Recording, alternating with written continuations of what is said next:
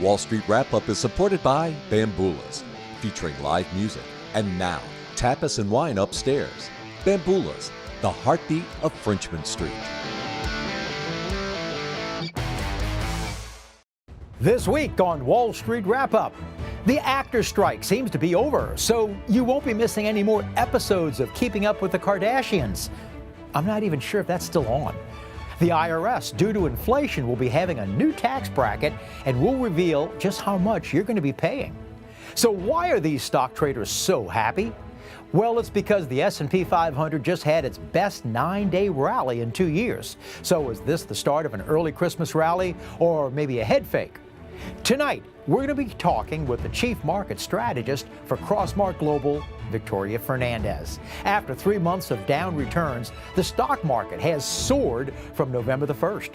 We're going to find out if there's more good times to come with Victoria Fernandez, all coming up. We're here, you're there, and for the next 28 minutes, this is Wall Street Wrap-Up.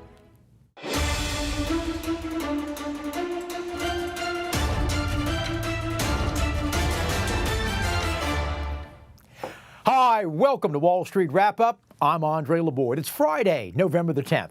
Well, a big show ahead, so we're glad you're here. It was a big week for your money. Since November the 1st, the Dow Jones broke its 7-day winning streak, ending Tuesday, but it continued today, only interrupted by Wednesday and Thursday. And the S&P 500 this week hit its 8th positive day, and the NASDAQ did one even better, posting its 9th winning day in a row, all ending yesterday. Well, this week, the Dow Jones closed today up 0.6 of a point for the week. And the S&P 500, they closed today up 1.3% for the week. And the NASDAQ, they closed today just under 2.4% for the week. Since November the 1st, technology is now up 9.5%. Discretionary stocks are up almost 8.5%, as well as communication services and financials. And the VIX, which measures the Wall Street volatility or fear gauge, it registered its 8th straight day drop. And that 8th straight drop is the longest streak of a daily decline in 8 years. Now that's saying that despite everything that's going on, fear on Wall Street is dropping.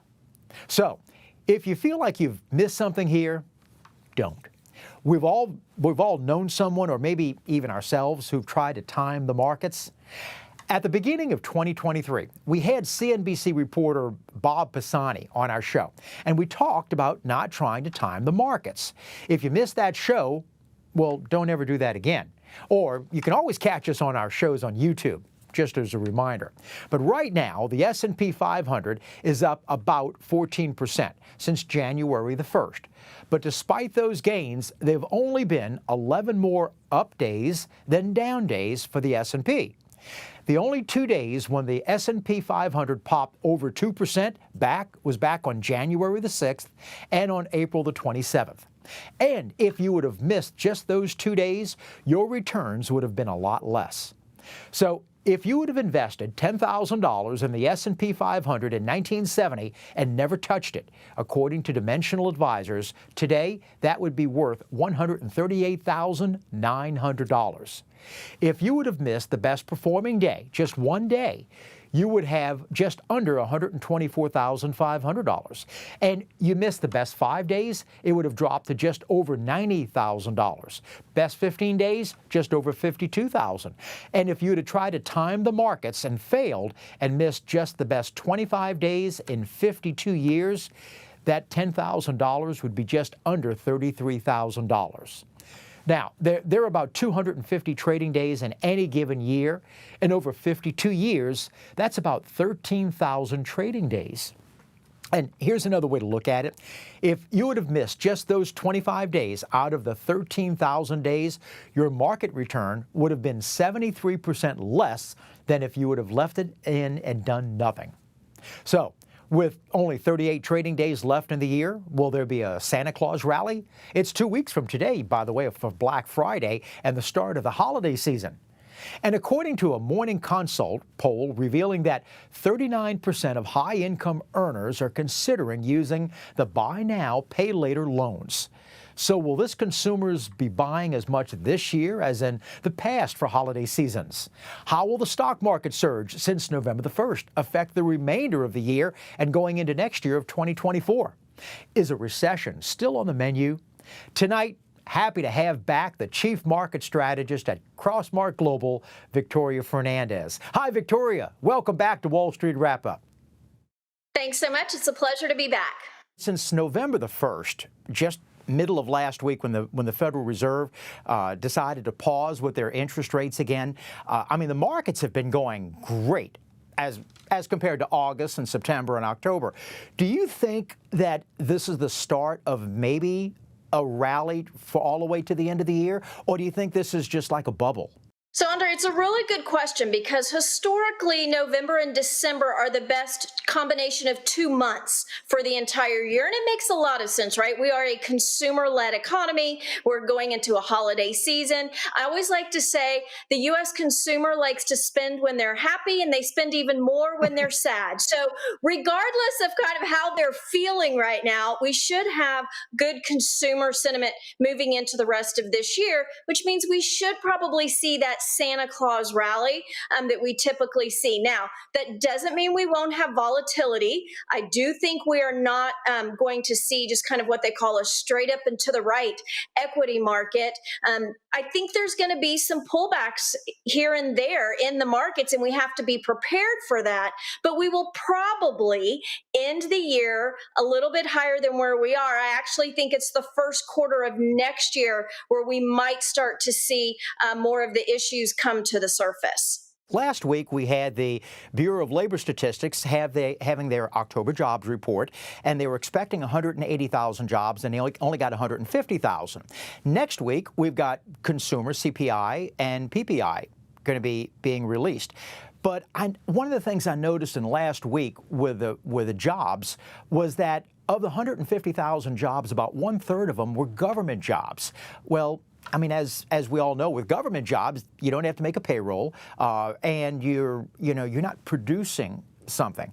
And so I'm curious: is the economy as strong as it may be appearing? I definitely think we're starting to see cracks in this economy, and it makes sense, right?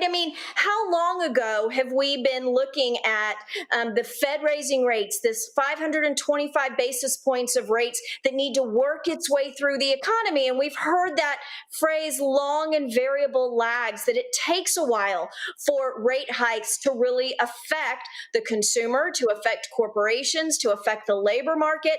I think we're just now starting to see the elements of that work its way through the economy. So we could have a little bit of a weakening here. Now, if you had asked me 6 weeks ago, I would have told you I actually thought we might go into a recession before the end of this year, a very mild recession, but because we were concerned about earnings, we were concerned about margins for corporations, concerned about increasing layoffs, and that the Federal Reserve maybe wasn't done hiking rates and they were going to continue to push rates higher, which was going to affect the housing market. So I think that the economy is starting to show weakness. We'll probably see some more of that. But because we are in such a strong seasonal period of the year, that might be mitigated a little bit by spending. The other thing, Andre, that I think people need to pay attention to, remember, next year is an election year, and an administration never wants a recession in the year of an election because they don't win. So I wouldn't be surprised to see the administration put some more stimulus into the economy just to make sure that things go well. More stimulus maybe in the economy, would that then possibly increase inflation because of all the different amounts of stimulus that we had prior to this? That's exactly right. And it's the inflation that the Federal Reserve is battling so desperately. We are still almost double the target rate for inflation. So I know there has been disinflation, right, where prices are rising at a slower pace than they were before. But we haven't had deflation, where prices are actually coming down. And I think that's what the consumer is waiting for. The longer that we stay at these elevated levels of inflation, the easier it is for that to become more ingrained in the economy. And you add on top of that government stimulus, and you are absolutely correct. It could push inflation higher. And if inflation goes higher, what is the Federal Reserve going to do? They're going to have to go right back to their playbook of hiking rates, which is why I think we have to be very cautious going into next year. With the holidays coming up, and as you say, when consumers spend when they're happy and consumers also spend when they're sad, but at the same time, they also don't spend if they feel like they're about to lose their job.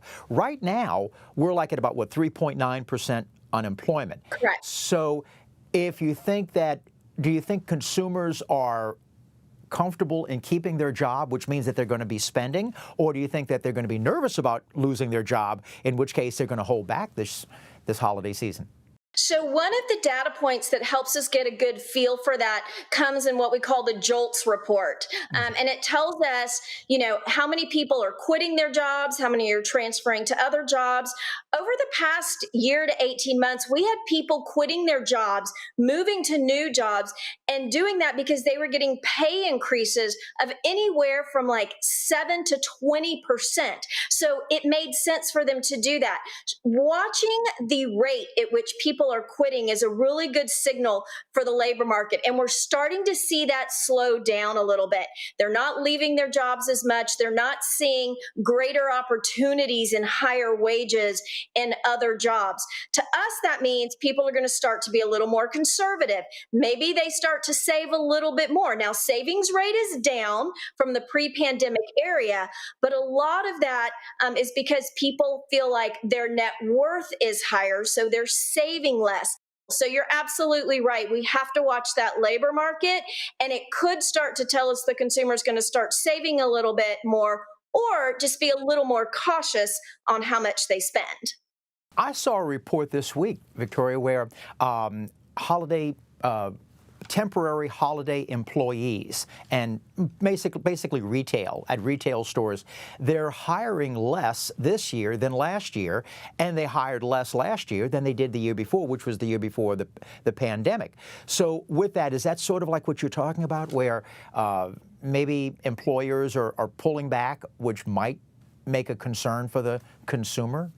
Absolutely. It's another signal that we have to watch. You see it in retail stores. Look at like the warehouses, right? How much are they hiring for the holiday season? I actually saw a report this week that Federal Express said it looks like they're not going to have enough shipments to fulfill all of the flights they can do with their pilots that are currently on staff for the holiday season. So that tells you that even the delivery services are saying, wait a minute, we're not anticipating as much business as we have had in previous years. So these are all signals that perhaps the consumer starts to pull back.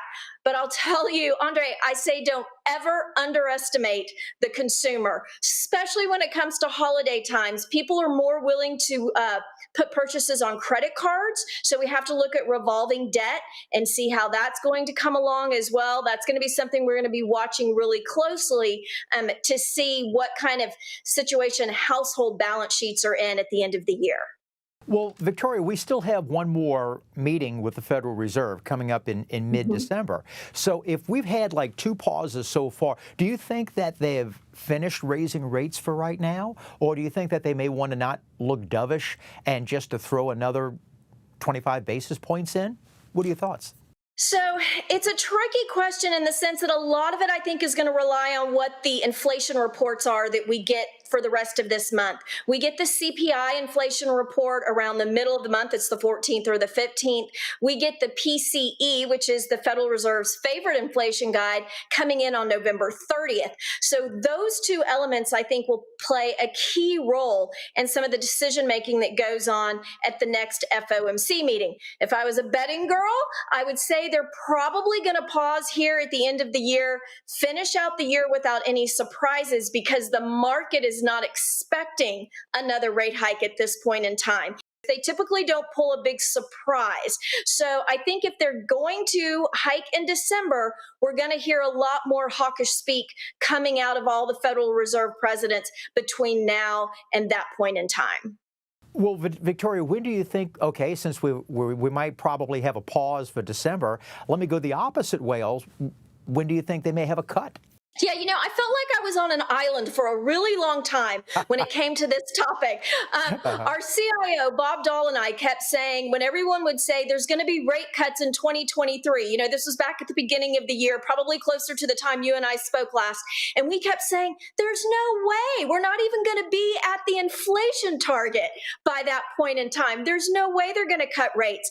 And we saw that start to get priced out of the market. Now, after the last Federal Reserve meeting, we did see, if you look at the futures market, there's some bets that they're going to start cutting around the middle of next year. Again, I think that's too soon. The Fed has worked too hard and too long to try to get inflation down just to turn around in a few short months and start cutting rates, which means demand would increase and that would increase inflation again. So I'm looking more towards the end of next year before we see any rate cuts, even though I know that goes against what the futures market is telling us. Okay, so by the end of next year, do you think that there's still a possible chance for a recession to be coming, maybe not at the end of this year, because we've just got basically 5 weeks or so, but anything in 2024? Yeah, I would be surprised if we didn't see a recession in 2024. Now, I don't think it's going to be a huge recession. I think it'll be mild because we do have some supportive elements. I mean, let's look at the GDP report that came out, right, for last quarter. I mean, that was a really strong report. There was strong growth. I don't think we're going to have that in the fourth quarter of this year. I don't think we're going to have it next year. And earnings expectations are actually coming down for the fourth quarter. This is the first time we've seen this happen in quite a while. So it's telling us that the sentiment is starting to come back a little bit, slow down a little bit from where we are. And there's a lot of elements that we are seeing that are typical flags for a recession. Look at leading economic indicators, things we're seeing with the yield curve. There's lots of things that are kind of flashing yellow here for us. So I would not be surprised to see a mild recession, probably in the first half of next year, even though that's later than what we originally thought. Then that gives the Federal Reserve a little bit of time. Inflation will come down, unemployment will go up a little bit. They'll probably reach their targets, and then they can start cutting in the second half of the year. Well, Victoria, how would you advise, say, like your clients, if we're possibly might be having a recession, maybe a soft one, maybe next year? Would you advise possibly going into bonds like Treasury bonds, the Russell 2000, which are small caps, or do you prefer large caps or just cash? What would you do? So I don't want to say all of the above, but really and truly, you do want to have a little bit of all of these different elements when we're in the type of environment that we're in. Look, we don't like to go to our clients and say, guess what? We think a recession's coming, but we do want to go and say, there's a lot of volatility. We think there could be a mild recession. Obviously, we don't know for sure, but we think there could be. So we want to position appropriately. We want to have some defensive components to our portfolio. Healthcare is a sector that we like to have in our portfolio right now. It's been knocked down quite a bit this year, so there's some good entry points there. As you have a yield curve that starts to steepen again, financials are a good place to go into. Once you hit that recession, that's when you want to start adding in your portfolio some of the risk on elements. So you're saying about small cap, they will take a big hit, and then you can go in and pick up some of those names. But have some equities, have some fixed income. You can get 5% and lock that in on the short end of the curve. You can also, if you're a longer term investor, go out a little further in your bond portfolio, 5, 7, 10 years, lock in some cash flow at these higher rates, because we do think rates are going to come down over the next 12 months. So you can lock some of that in. And don't forget, you always need a little bit of powder there in case the market turns and you want to make a move. So we would have a little allocation to cash as well. And that should keep you well prepared for whatever we see happen in the market. For the last couple of weeks, we've seen you talk about Treasury bonds, and we're talking about whether the 2-year and also more, the 5-year, the 10-year, they were hitting like 5%. Now those yields are going down. Does that mean that more people are buying the bonds, which means that the yields are going down? Or does it also mean about the Treasury Department is maybe selling fewer of them? What are your thoughts? There's a combination of things that really made yields come back from those high levels. So you're right, the Treasury came out and announced what their refunding was going to look like, how many Treasury bills they're going to issue, how many 2 years, how many 3 years, such forth. So what happened is it was less coupon issuance than what the market thought and more Treasury bill issuance. There has been such a concern over the interest cost of our country going forward. It has surpassed 14% of the revenue. And that usually is a point in time where the government really goes into austerity mode. And obviously we're not. We're actually spending more in Washington right now. So there was concern over how many coupons they were going to be issuing, and that was less than expected. So yields came down a little bit. Powell was a little bit more dovish, a little bit more conservative in the things that he said at the Federal Reserve meeting. That caused yields to come down a little bit. And you mentioned earlier the payrolls report, right? It was weaker than expected. That made the market believe, okay, maybe the Federal Reserve's not going to hike rates again. So yields came down a little bit from that as well. We have auctions this week, and so far those have been strong auctions. So that made yields come down because more people were in there buying. So all of those elements combine to bring yields down, prices up on your fixed income securities. What about, you were talking just a little while ago about different type of sectors. Well, if let's say the Federal Reserve may not be hiking anymore and may toward the end of the year be actually cutting, would interest-sensitive stocks, and I'm thinking of technology or REITs, would those be certain sectors to get in beforehand now, before they start cutting? I think you can start dipping your toe in the water, right? Think of it as really, really cold water. You just want to do a little bit at a time, because the market can turn on you pretty quickly. We've seen that over the last couple of weeks. You know, we had some really down days, and then the market's been really up, as you mentioned, over the last week and a half or so. So I think you can find some elements. I also want to caution that you don't go just all in on a sector right now. Really pay attention to the individual names that you're buying. In this type of environment, you're looking for companies that have really strong balance sheets. You want them to have good cash positions, strong cash flow. You want them to have good return on equity. These are the types of companies that will perform well in volatility. So yes, you could start dipping your toe in some elements of the market that do better when yields come down.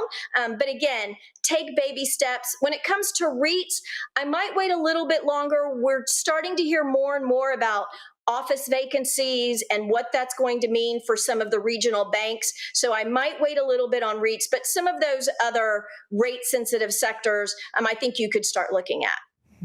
Well, you mentioned just a little while ago about, with earnings and such. I think we've got about, and correct me if I'm wrong, about 85% from third quarter. But their future guidance, which normally the CEO gives for how we're going to be doing in the fourth quarter, is somewhat a little bit of a downer. Did you find that, or how would you prepare yourself in your portfolio or your client's portfolio if those earnings are not as good in the fourth quarter? Yeah, it's interesting you bring up that actual topic. I was reading a statistic where of all the S&P companies that actually gave fourth quarter guidance, only 14% of those companies increased their guidance for the fourth quarter. Over 50% of those companies actually lowered their guidance for the fourth quarter. So it does tell us that companies are having concerns. Typically about 12 to 18 months after the Fed starts hiking rates, corporations start to feel it. And then it takes a little bit of time after that before they start making changes to help support their margins. And maybe that's layoffs, maybe that's raising prices, different elements. I think we have to be concerned about margins going into the fourth quarter. So again, it comes back to quality companies. If margins are going to be compressed, if we're concerned about the companies being able to put out strong profits, we want the companies that have strong balance sheets, that have strong cash positions, good interest coverage ratios. These are the things you have to look for. It's not a particular sector per se. It's more the companies within the sector that you need to be paying attention to. But obviously, if we're going to go into a recession, there's certain sectors that do better. You want to avoid some of those really heavy cyclical names. Victoria, that's a great way to end it for this one, but I sure hope you come back because I always enjoy talking to you. It is my pleasure. Thanks for having me. Look forward to talking again soon. Thanks, Victoria. Hey, if you've got a question, maybe a comment about the show, we'd love to hear from you.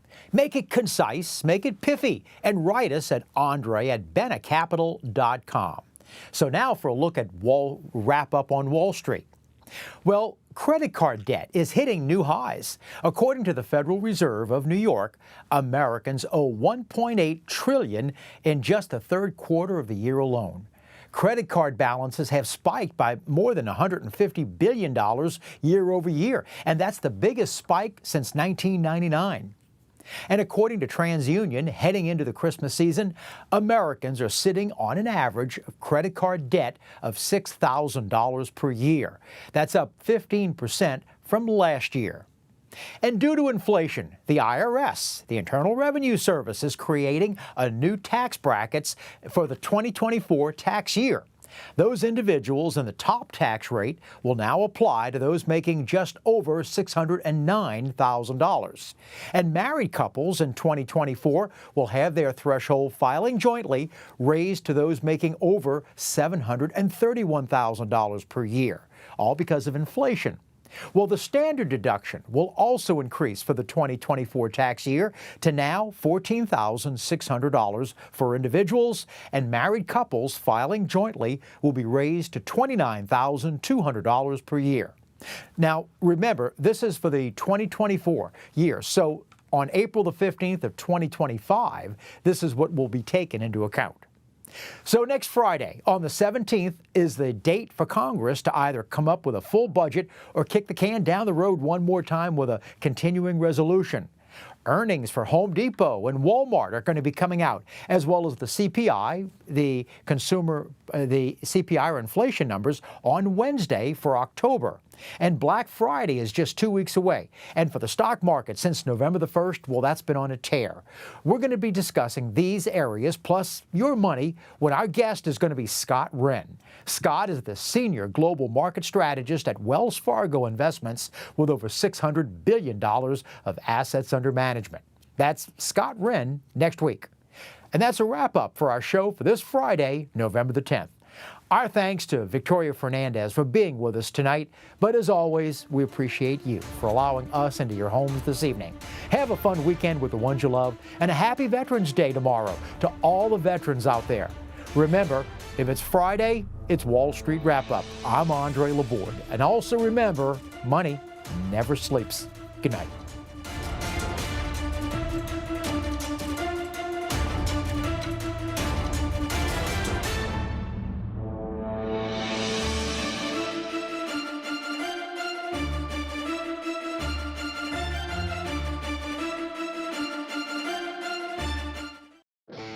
Wall Street Wrap-Up is supported by Bamboolas, featuring live music. And now, tapas and wine upstairs. Bamboolas, the heartbeat of Frenchman Street.